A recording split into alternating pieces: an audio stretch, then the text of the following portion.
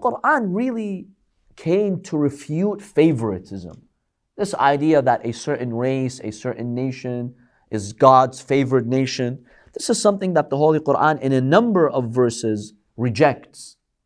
And the Holy Quran states that the Jews and even Christians would make these claims. So for example, in Surah Al-Ma'idah verse 18, Allah subhanahu wa ta'ala states, وَقَالَتِ الْيَهُودُ وَالنَّصَارَى, and the Jews and the Christians said, نَحْنُ أَبْنَاءُ اللَّهِ وَأَحِبَّاؤُهُ, we are the sons of God and the beloved creation of God. Allah subhanahu wa ta'ala in the Holy Quran responds to them. قُلْ فَلِمَ يُعَذِّبُكُمْ بِذُنُوبِكُمْ. Allah tells them, oh, is that so? If that's the case, then why does He punish you due to your sins? If you're the chosen nation of God, you are the sons of God, the beloveds of God, you're spoiled. Allah subhanahu wa ta'ala would not have allowed for any tragedies to strike you, especially the Jewish nation. Historically, look at what happened to them. Really, some of the worst tribulations in history befell the Jewish people. So Allah subhanahu wa ta'ala is telling them, if you're the sons of God, then why? Why doesn't God protect you from this? Then the Quran makes a beautiful, beautiful statement that sheds light on how Islam views salvation. Because we often tend to think that only Muslims or Shia or we go to paradise, we'll be saved. Look at this verse. Allah subhanahu wa ta'ala at the end states, بَلْ أَنْتُمْ بَشَرٌ مِّمَّنْ خَلَقٍ. You are humans like other humans. You are a creation of God like other creations of God. And that's a beautiful verse in the Holy Quran that gives us a valuable lesson for religious people to humble themselves. See, Allah subhanahu wa ta'ala is not talking to the pagans of Mecca here. He's talking to Christians, to Jews, and many of them, by the way, were faithful people. Were people of faith. Not all of them were stubborn or arrogant or corrupt.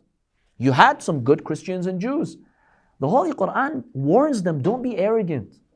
Don't say, oh, just because I'm a Christian, I'm a Jew, I'm saved, that's it. I'm better than everyone else. No, you're people just like other people. This word in itself, بَلْ أَنْتُمْ بَشَرٌ مِّمَّنْ خَلَقٍ, in itself gives a degree of salvation to many other people, many other religions, many other faiths. It sheds light on the Quranic stance regarding salvation. So the Holy Quran rejects, this idea of being the favorite nation of God. In another verse, Surah Al-Baqarah, verse 80, Allah subhanahu wa ta'ala talks about what the Jews would say, وَقَالُوا لَن تَمَسَّنَا النَّارُ إِلَّا أَيَّامًا مَعْدُودًا. And they said, okay, we know we have a lot of sins and treachery and we defy God.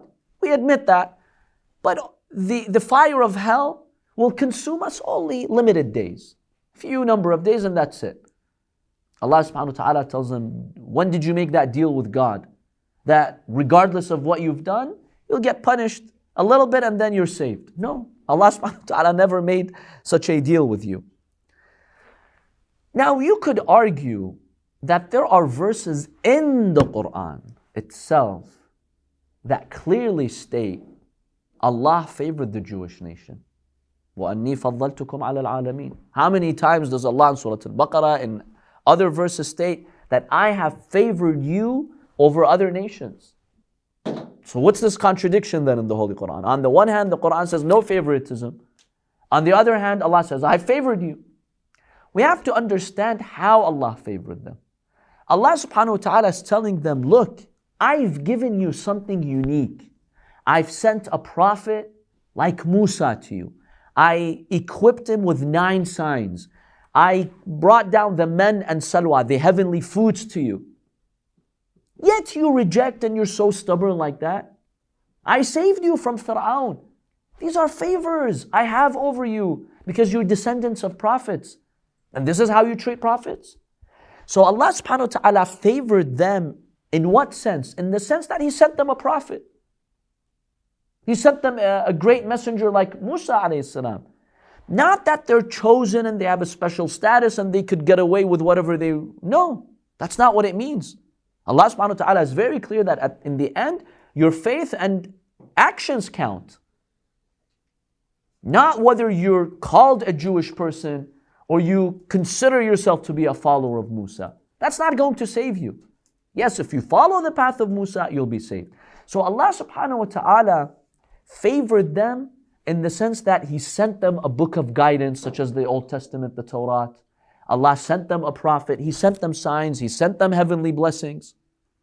That's the meaning of Allah favoring them. But they twisted that meaning and they said, no, we're chosen, we're better than everyone else, and we'll stay that way regardless of what we do. Even if we spread corruption, even if we defy the laws of God, we'll still stay the favorite nation of God. That's not what it means. The Quran rejects this idea of favoritism. They also made the claim that you have to be Jewish or Christian in order to go to paradise. Allah subhanahu wa ta'ala in Surah Al-Baqarah verses 111, 112, He states about the Christians and the Jews, وَقَالُوا لَن يَدْخُلَ الْجَنَّةَ إِلَّا مَنْ كَانَ هُودًا أَوْ نَصَارًا. And they said, you cannot enter paradise unless you are a Jew, that's what the Jews said, or a Christian, that's what the Christians said. Allah says, تِلْكَ أَمَانِيُّهُمْ. This is their wishful thinking. قُلْ هَاتُوا بُرْهَانَكُمْ إِن كُنْتُمْ صَادِقِينَ. What's your proof?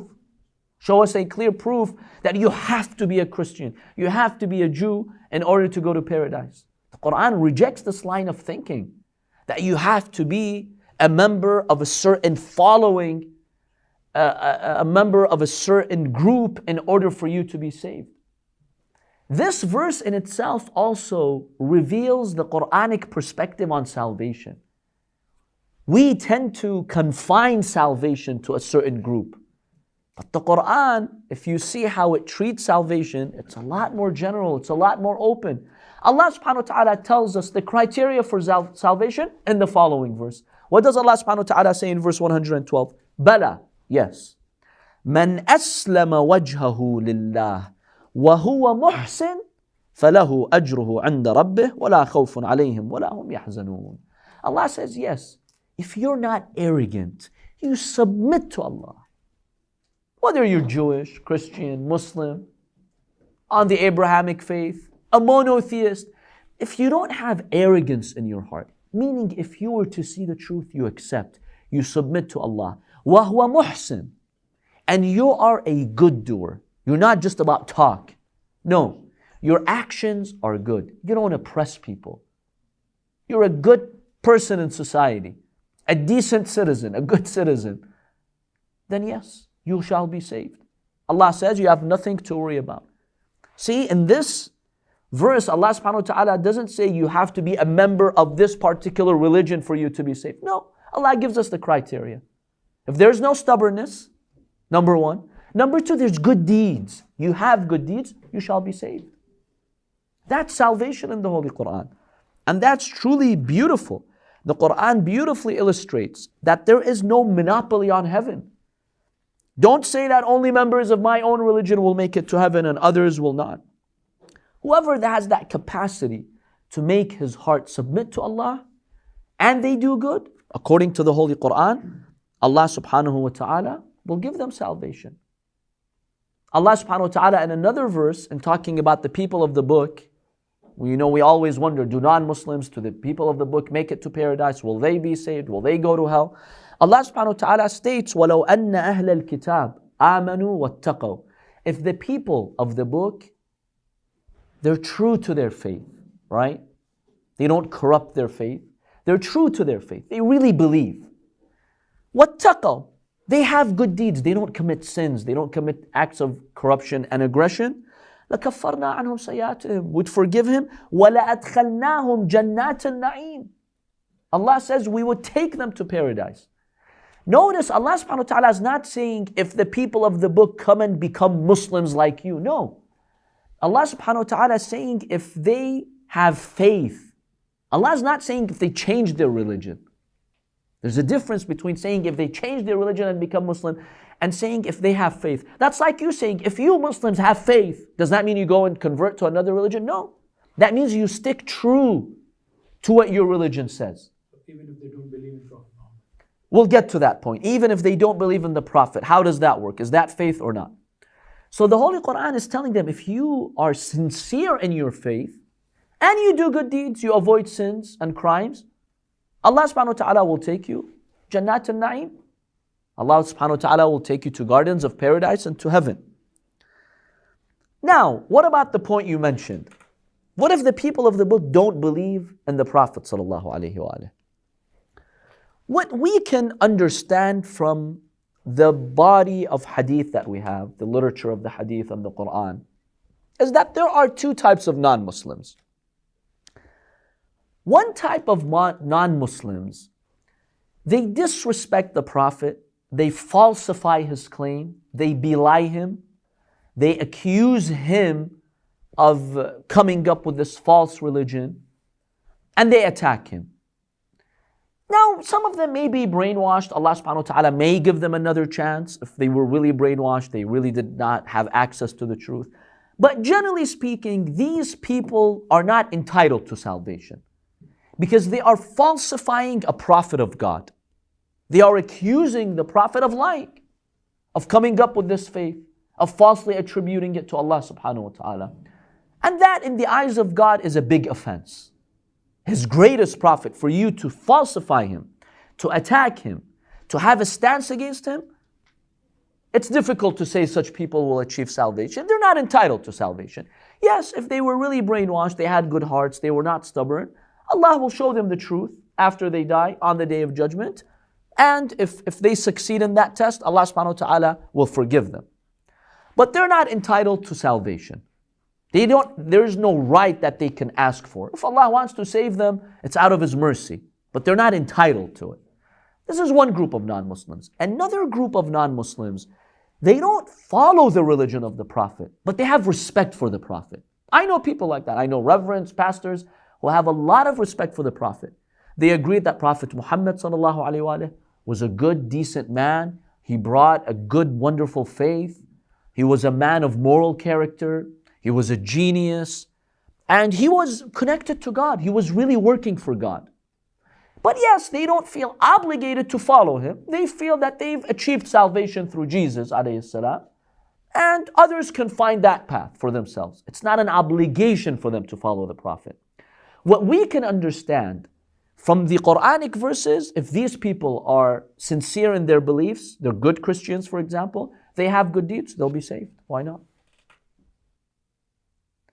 If they don't have a negative stance towards the Prophet ﷺ, even if they don't believe in him, even if they don't embrace his message, they can be saved. In a number of verses, actually, Allah subhanahu wa ta'ala makes this point. That, those people who are Jewish, who are Christians, لا خوف عليهم ولا هم يحزنون. There's nothing that they worry about. So we find salvation in the Holy Quran falls even within that universality of its message. That not just Muslims will be saved from hell. No. Many other groups can be saved from hell. It goes back to this fundamental point. That if you don't have stubbornness in your heart, that when you see the truth, you have the capacity to accept it. If Allah sees that in your heart, then Allah subhanahu wa ta'ala will save you. Any questions on that? Do you find this contrary to previous notions that you had about salvation? There's no room for atheists. We'll talk about atheists shortly. We'll address that too. So, the universality of the Quran's message can be summarized in the following points. So first of all, no people or race is favored. Allah subhanahu wa ta'ala views everyone equally. We can't say, he's lenient and flexible with this group but not with that group. That's not how it works. You won't be saved simply because you belong to a certain group. You have to have true beliefs, sincere, and Allah subhanahu wa ta'ala will save you. And the religion of Islam was welcoming to everyone. And that's why when you look at the companions of the Prophet, look at the diversity amongst them. Salman from Persia, Bilal from Abyssinia, some of them from the Roman Empire, from all over the world, they joined the Prophet sallallahu alaihi wasallam. From China, I'm not aware of any of the companions from China, but may have been possible. Maybe the message of Islam had not reached China at the time yet. So that's number one. Number two, you can't simply claim to be saved by being a member of a certain faith. No, you truly have to believe and have good deeds. And number three, don't say only my people will go to paradise. No, Allah subhanahu wa ta'ala has given room for other people who have good beliefs.